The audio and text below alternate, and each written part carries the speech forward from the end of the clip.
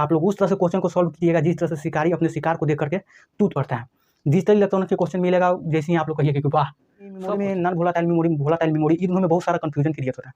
तो इसके लिए कुछ नहीं, एक कहानी बता देंगे, ठीक ना, लव स्टोरी सुना देंगे, उसमें वोलेटाइल और नॉन वोलेटाइल वाला क्लियर हो जाएगा, ठीक ना। तो उसके लिए सिंपली कुछ नहीं करना है, 5 से 6 लेक्चर लगातार देखिए, जिससे क्या होगा आपको समझ में आ जाएगा, हाथ लगेगा उसको कहानी बता देंगे, कहानी के माध्यम से रिलेट कर देंगे, समझ में आ जाएगा। इंजीनियर रिसर्चर एकेडमी में आप सभी लोग का स्वागत है। देखिए आरआरबी जेई का जो हमारा एक सब्जेक्ट लेके आए हैं डिजिटल इलेक्ट्रॉनिक्स, उसके सिलेबस को डिस्कशन करेंगे आज। और अभी ने आरआरबी जेई ने कोई ऑफिशियल नोटिफिकेशन नहीं निकाला है, लेकिन वैकेंसी आएगा इतना तो निश्चित है। तो अब बात कीजिएगा कि सिलेबस हम किस तरह से लिखवाएं। तो सिलेबस जो हमारा पिछले बार आरआरबी ने क्या लिया था, एग्जाम लिया था ना, उस समय जो हमारा सिलेबस दिया था उसी सिलेबस को क्या किए हैं, हम उसी पैटर्न पर लिख दिए हैं कि कौन कौन से पोर्शन जो हमारा 2022 में पूछेगा।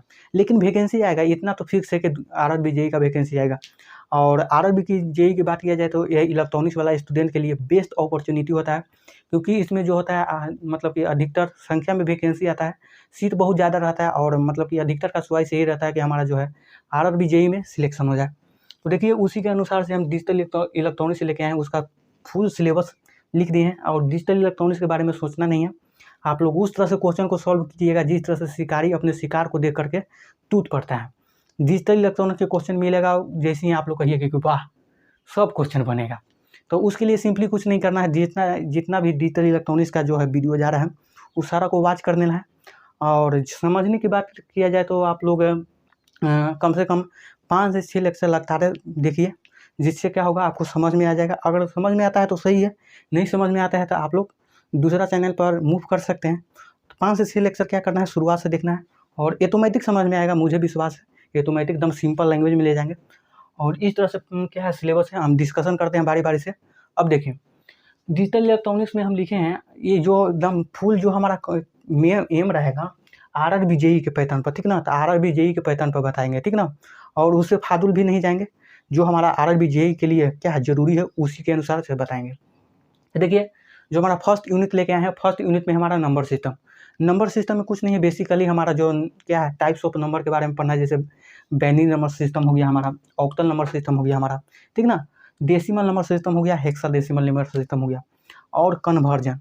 अगर फर्स्ट यूनिट में जब हम क्या बोलते हैं वीवीआई क्वेश्चन की बात की है, जहाँ से क्वेश्चन जो हेराइज होता है हमारा, वो हमारा कन्वर्जन से बहुत ज़्यादा जो है क्वेश्चन पूछते रहता है। जैसे कन्वर्जन में कुछ नहीं पूछेगा, simply one base to another base में कन्वर्ट करने के लिए बोल देगा। जैसे बोलेगा क्वेश्चन दे देगा बाइनरी है तो ऑक्टल में किस तरह से कन्वर्जन करेंगे, कन्वर्ट करेंगे, और उसको बेस से रिलेटेड जो है क्वेश्चन पूछते रहता है। तो यहाँ से कन्वर्जन में बेस से रिलेटेड क्वेश्चन पूछता है। तो अगर आप लोग इंपॉर्टेंट मार्क्स भी करना चाहते हैं तो यहाँ से आपके लिए क्या है बहुत ज़रूरी है, यहाँ से कन्वर्जन बहुत पूछेगा, तो इसको डिटेल में ले जाएंगे। और बात करते हैं हम नेक्स्ट यूनिट की। तो नेक्स्ट यूनिट में जो हमारा है बुलियन अलजेब्रा पढ़ना है, ठीक ना। बुलियन अलजेब्रा में बेसिकली कुछ नहीं है, ऑपरेशन के बारे में पढ़ना है, जिसमें एंड ऑपरेशन हो गया, और ऑपरेशन हो गया, हमारा नॉट ऑपरेशन हो गया, ठीक ना। इससे भी एग्जाम में क्वेश्चन जो है हमारा हमेशा पूछते रहता है। और नेक्स्ट इसी में देखते हैं, बुलियन अलजेब्रा में ही देखते हैं। तो हमारा जो लॉ है, रूल है, इसके बारे में तो आप लोग जानते हैं कि ये हमारा जो है कितना है वीवीआई टॉपिक है, से आप लोग से छिपा हुआ नहीं है अगर डिजिटल इलेक्ट्रॉनिक्स का पढ़े हैं तब। तो रूल और लॉ से हमेशा क्वेश्चन पूछते जाता है। थ्योरम भी पूछता है, जैसे थ्योरम हो गया डिमॉर्गन्स वाला हो गया, ऐसा बहुत सारा थ्योरम है जो आपको यहाँ पर पढ़ना है। और यहाँ पर से कुछ क्वेश्चन जो होता है मिनिमाइजेशन से पूछ देता है, जैसे में कोई भी एक्सप्रेशन दे देगा, उसको क्या करेगा मिनिमाइज करके के क्या होगा और कौन सा गेट बनेगा, कितना गेट लगेगा, इस तरह से क्वेश्चन मिनिमाइजेशन से सिंप्लीफिकेशन से पूछते रहता है। तो यहाँ से भी वो टॉपिक भी बुलियन अलजेब्रा में ही कवर कर लेंगे। और जहाँ तक के मैप की बात किया जाए तो के मैप यहाँ पर पढ़ लेंगे, बुलियन अलजेब्रा में ही ऑपरेशन जब पढ़ाएंगे ना तो के मैप यहाँ पर पढ़ लेंगे। अब आते हैं नेक्स्ट जो हमारा यूनिट आता है हमारा बाइनरी कोड। अब देखिए कोड के बारे में जानते हैं, अक्सर एग्जाम में पूछते रखता है।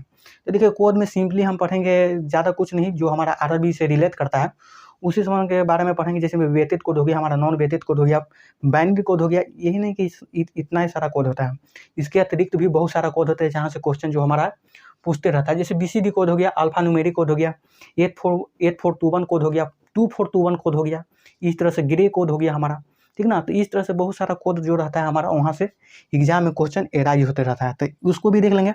और ज़्यादा सिंपल है और एकदम ईजी लैंग्वेज में ले जाएंगे, बोले ना समझ में ऑटोमेटिक आएगा। डिजिटल इलेक्ट्रॉनिक्स के क्वेश्चन को इस तरह से सॉल्व कीजिएगा ना कि देखते ही बोलिएगा कि वाह डिजिटल इलेक्ट्रॉनिक्स के क्वेश्चन क्या है। तो इसके लिए एक टेंशन नहीं लेना है। अब देखते हैं कि लॉजिक गेट के बारे में ये तो नॉर्मल है कि लॉजिक गेट अगर नहीं पढ़ाएं तो यहाँ से आप लोग क्या कीजिएगा, पढ़ भी लीजिएगा। तो देखिए ये लॉजिक गेट में बता देंगे। तो लॉजिक गेट में सिंपली कुछ नहीं है, एंड गेट और नॉट गेट है। फिर नैंड गेट और नॉट गेट जिसको क्या बोलते हैं, यूनिवर्सल गेट भी बोलते हैं।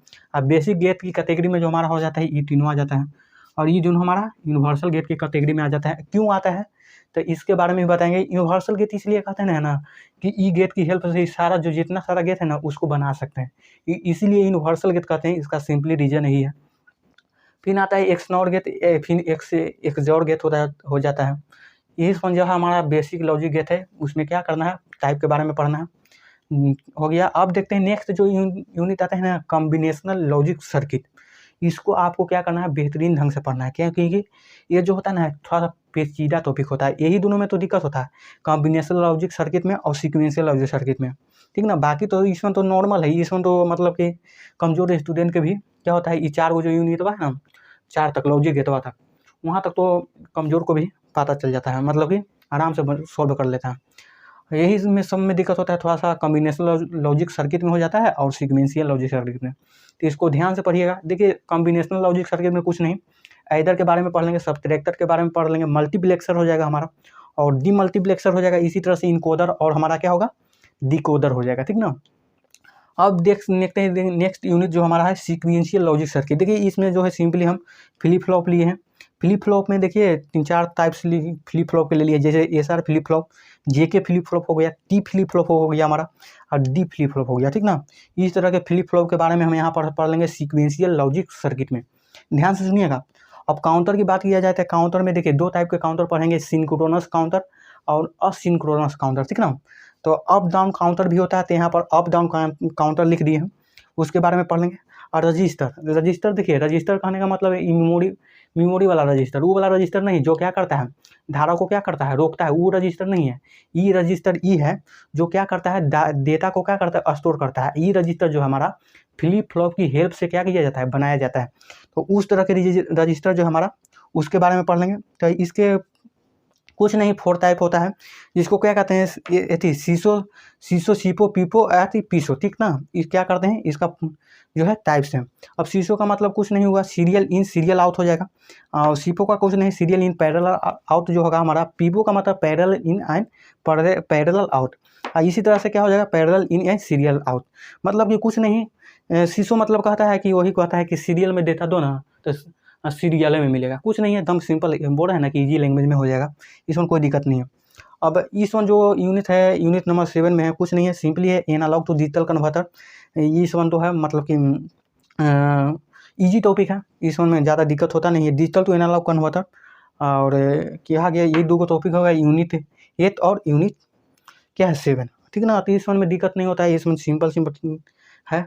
और जहाँ तक बात किया जाए कि इसमें क्या होता है, थोड़ा सा पेचीदा लगता है, उसको हम दम क्या करेंगे, दम इजी बना देंगे। जो हार्ड टॉपिक है उसको हम इजी बना देंगे, इसके लिए कोई टेंशन नहीं है। अब देखते हैं मेमोरी वाला में कुछ नहीं। यहाँ से मेमोरी में 2 तरह की मेमोरी जो है, रैम रोम हो गया, वोलेटाइल मेमोरी हो गया, नॉन वोलेटाइल मेमोरी हो गया।